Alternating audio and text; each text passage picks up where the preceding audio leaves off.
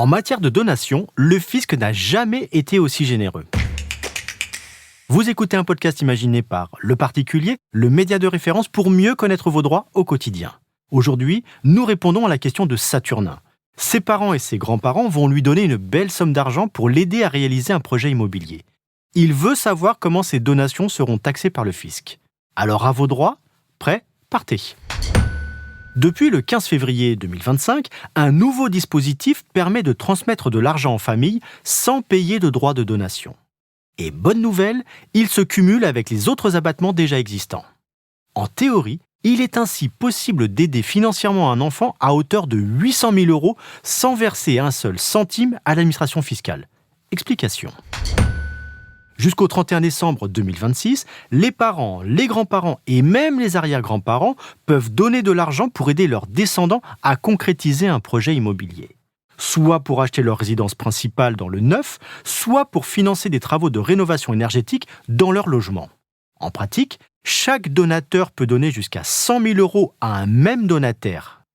Le bénéficiaire peut ainsi recevoir au total 300 000 € de sa famille dans le cadre de ce dispositif.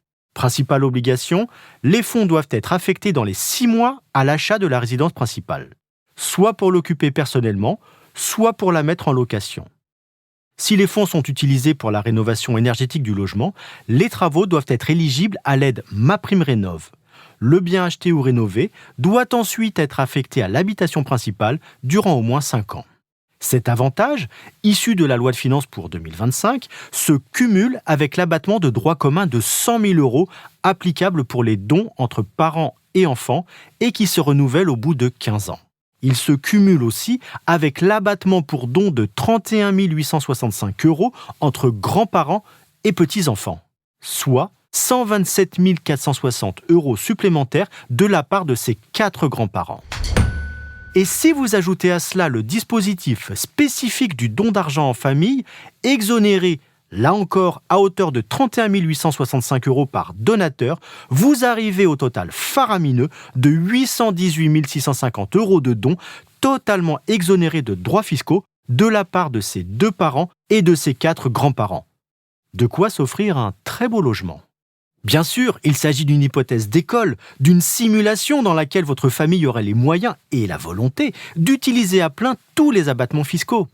Mais sachez que la loi fiscale actuelle le permet. Je suis Arnaud Saugera, journaliste au particulier. Merci d'avoir écouté cet épisode. Si ce podcast vous intéresse, vous pouvez également retrouver toute l'actualité patrimoniale sur notre site leparticulier.lefigaro.fr.